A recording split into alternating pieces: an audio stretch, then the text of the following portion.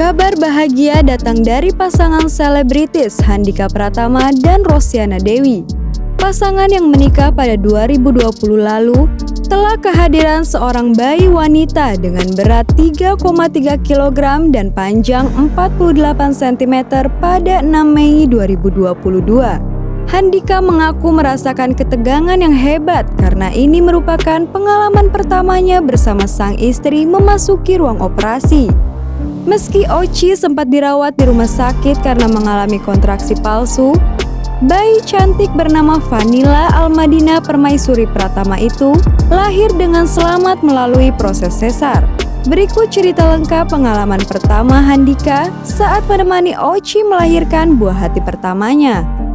Iya, jadi kemarin hari Jumat, persisnya tanggal 6 Mei 2022, alhamdulillah anak pertama kami lahir. Dan anaknya perempuan, sesuai dari hasil final USG-nya, anaknya perempuan. Dan kita kemarin melalui proses lahiran sesar kebetulan. Sebenarnya kita pengennya normal, tapi kita udah nungguin sampai minggu ke-41. Progresnya untuk lahiran normal dari kontraksi, dari mulus-mulusnya ya, itu nggak ada perkembangan. Jadi pembukaannya kurang tahu, nanti mungkin dokternya bisa jelasin. Jadi pembukaannya sampai di titik berapa yang mengharuskan kayaknya nggak bisa diterusin atau ditunggu gitu. Dan kita tuh nunggunya tuh udah, jadi waktu itu Oci udah sempat masuk rumah sakit 2 hari karena mengalami kontraksi, tapi ternyata kontraksi palsu. Terus ya sebutannya lah kasarnya kontraksi palsu. Akhirnya kita pulang lagi, dan kebetulan setelah dia pulang lagi beberapa hari kemudian, minggu lah, 1-2 minggu kemudian datang lagi ke rumah sakit niatnya untuk kontrol.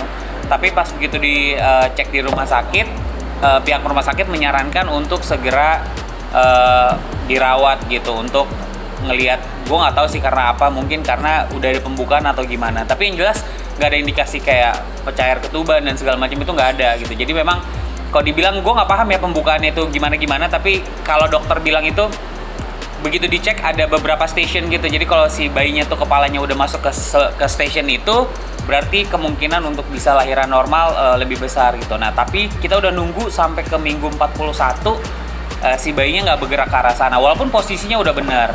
Ya banyak indikasi mungkin karena anak pertama, atau mungkin, dan bayinya cukup besar. Oci kan badannya nggak terlalu gede ya, tapi ternyata bayinya cukup besar di dalam. Jadi akhirnya menyebabkan si bayi tersebut sulit untuk turun, dan demi keamanan ibu dan bayinya juga akhirnya kita lakukan operasi sesar gitu.